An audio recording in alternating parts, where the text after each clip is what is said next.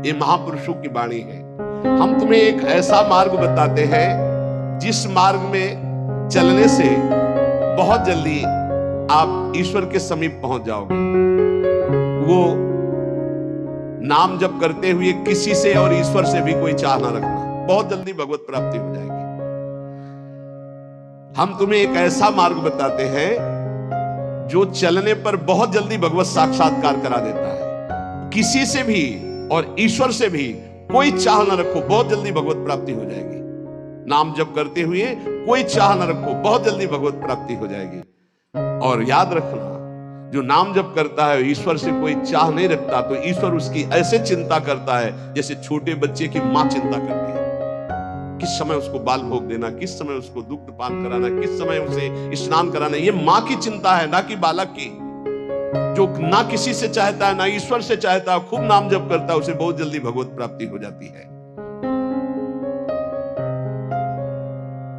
निष्प्रयोजन भार स्वरूप उनका जीवन होता है जो भजनहीन होते हैं, बिल्कुल बेकार मरा जीवन। जिन हरि भगत हृदय नहीं आनी, जीवित सब समानते प्राणी।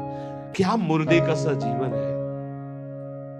इतना कीमती जीवन, एक एक श्वास भगवान के भजन में लगानी चाहिए। व्यर्थ के जीवन, व्यर्थ के खान पान, कई कई ऐसी बातें जिनकी याद आकर हृदय में आम हंसता है, ऐसे जीवन को नष्ट किया जा रहा है। भ्रमण में सब दृश्य देखे, गंगा का किनारा पावन तपस्वियों के लिए भी और राक्षसों के लिए भी है। जो पावन स्थान तप के लिए है, वहीं राक्षसों के दंडकारण्य में तपस्वी भी तपस्या करते थे और राक्षस भी रहते थे। दोनों का ये व्यर्थ जीवन, निरर्थक जीवन, जो अपनी वासनाओं की पूर्ति के लिए दूसरे जीवों को तड़पा तड़पा के, फिर काल उनको तड़पा तड़पा के मारता है, सांस लेने का अवसर नहीं देता। इसलिए निष्प्रयोजन भार स्वरूप मानो जीवन मत जियो, कीमती जीवन है। जिनका भोजन पवित्र है, उनके विचार पवित्र हैं, वही एकांत में ईश्वर अर्पण बुद्धि से अपने समय को व्यतीत करते हैं। कार्य करते हुए एकांतिक अर्थात अंदर चिंतन चल रहा है, ईश्वर अर्पण। सात्विक भोजन भूख की अपेक्षा कम खाओगे तो भजन बहुत जोर का होगा। लौकिक प्रतिष्ठा बढ़ने लगे तो भगवान से प्रार्थना करो कि आपका स्मरण न छूटने पावे, लौकिक प्रतिष्ठा में महत्व न होने पावे। जानबूझकर सुख सुविधाओं का त्याग करके जितनी कम वस्तुओं का सेवन कर सको, कम पैसे वाली वस्तुओं का, उतना ही तुम्हारा ईश्वर के प्रति प्रेम बढ़ेगा। ईश्वर इच्छा को जानने वाला ही महात्मा होता है। जोई जोई प्यारो करे सोई मोई भावे, मेरे प्यारे की क्या इच्छा है ये महात्मा जानता है। अन्याय से प्राप्त वस्तुओं को पाने वाले के सारे करण पाप लिप्त हो जाते हैं। अंतःकरण, बुद्धि, मन, चित्त, अहंकार, वो इच्छा ना होने पर भी दूषित अन्न के कारण पाप इच्छा प्रकट होकर उससे पाप कराती है। जो घूस लेता है, अन्याय पूर्वक निर्णय करता है, ऐसों का धन उनके परिवार को नष्ट कर देता है और उनका किया हुआ दान जिसके पास जाता है उसकी अंतःकरण की वृत्ति को नष्ट करके पाप आचरण करवाता है। इसलिए भगवत मार्ग में चलने वाले उपासकों को घूस लेने वालों से जो प्रतिग्रह दान लेना है उनसे बचे। खूब खुली बात है। ये जो अन्याय अधर्म करना पैसे के बल से सीख गए हैं, अपने पद का दुरुपयोग, ऐसे लोगों से जो दान लिया जाता है, ऐसे लोगों से जो अर्थ लिया जाता है, वो केवल पाप विचार बढ़ाता है, पाप आचरण बढ़ाता है। इसलिए बहुत सावधान। देखा महाप्रभु चैतन्य देव से जब महाराज प्रताप रुद्र बड़े महाभागवत थे, उनके दर्शन करने की बात सामने रखी गई कि वो दर्शन करने आना चाहते, तो उन्होंने कहा तुमने क्या समझ रखा है? एक मैं वीतराग सन्यासी, मैं राजा के दर्शन के उनके लिए दरबार में जाऊं या उनको यहां बुलाऊं, मुझे क्या आवश्यकता है? नहीं, राज दर्शन भी निषेध। ऐसा जो उपासक चाहता है कि मैं सच्चे भाव से भगवान के मार्ग में चलूं, तो पाप कर्म करने वालों से, उनके द्वारा दी हुई वस्तुओं से बहुत दूर बच करके भूखे रह जाओगे तो ठीक है, उनका अन्न न जाने पावे। ईश्वर भक्त अदृश्य परमात्मा की इच्छा का अनुमोदन करता रहता है और वो देखता रहता है कि मृत्यु हर समय हमारी प्रत्येक श्वासों को गिन रही है। इसलिए वो सर्वांग सुंदर होने पर भी अपने शरीर का राग नहीं रखता और तपश्चर्या के द्वारा, शरीर के द्वारा भगवान को प्राप्त कर लेता है। ईश्वर के सिवा दूसरी कोई भी वस्तु मिलेगी वो टिकाऊ नहीं होगी, परिवर्तनशील होगी, नाशवान होगी। मनुष्य जीवन प्राप्त करके ईश्वर को प्राप्त करना ही खास वस्तु प्राप्त करना है। बाहर से निर्धन देखने वाला उस नाम जापक को नहीं जानता कि कितना बड़ा धनी सर्वलोक महेश्वर भगवान को अपने अधीन किए रहता है, जो निरंतर नाम जप करते हुए बाहर से निर्धन रहता है। तुम बाहर से निर्धन दिखते हुए अंदर से महान धनी हो यदि नाम जप करते हो, और ये बाहर से जो धनी दिखाते हैं अंदर से खोखले हैं, इनके पास अहंकार गर्व के सिवा कोई सच्चिदानंद बात नहीं है।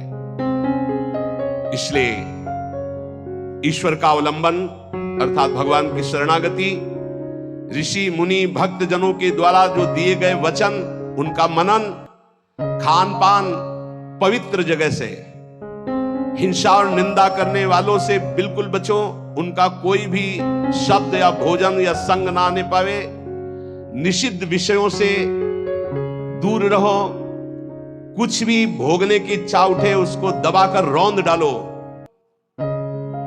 ये तब भगवत प्राप्ति की योग्य बनता है।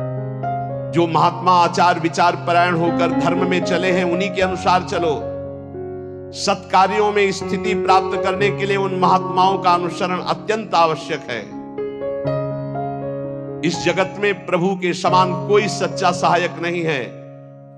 मूर्तिमान प्रभु के सहायक स्वरूप ये महापुरुष जन है, इन्हीं का आश्रय ले लो, इन्हीं के पीछे चलो तो सतमार्ग का दर्शन हो जाएगा। सतमार्ग पर चलाने के लिए ही पहली पीढ़ी जो हमारे गुरुजनों की है उसका अनुसरण करना है। महाजनों का तेन सपंथा। संसार केवल फंसाने वाला है, महापुरुष ही केवल मुक्त करने वाले हैं। कल एक भगत कह रहे थे, हमारे पिताजी ने कसम खवाया कि वृंदावन गए तो तुम्हें हमारी कसम है, हमारा मरा मुख देखोगे, कसम का मतलब ही। बोले आपको गाली देते हैं। उनका धन्यवाद, कम से कम गाली दे रहे, साफ तो नहीं दिया। दक्ष ने साफ दे दिया नारद जी को, नारद जी को साफ दे दिया। कब? जब उनके पुत्रों को बाबाजी बना दिया।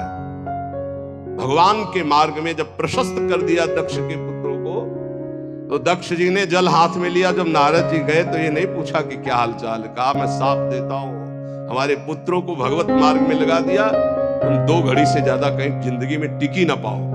2 घड़ी का मतलब होता है 48 मिनट। बोले इतने में तुम बहुत बड़ा काम कर देंगे, 48 मिनट में तुम बाबा जी बना देंगे भगवत मार्ग के पति। बोले आपके प्रवचन सुनकर हम माला जप करते हैं, वाणी पाठ करते हैं, थोड़ा तिलक लगा लेते हैं, वृंदावन की।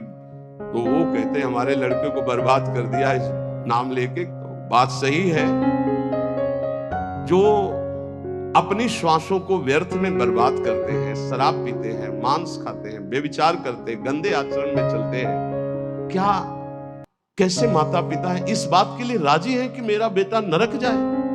इस बात के लिए राजी कि मेरा बेटा गलत आचरण करे, और वही शराब पी के जब आवे तो 2-4 मुझे थप्पड़ मार के घर से बाहर करे? ये आचरण अगर माता पिता को भगवान मानकर उनकी सेवा करो। वो कह रहा था कि आप अपराध भर हमको ना बोध कराएं, तो एक बार अंदर से इच्छा कि अपने बाप को उठा के पट के खूब धुलाई।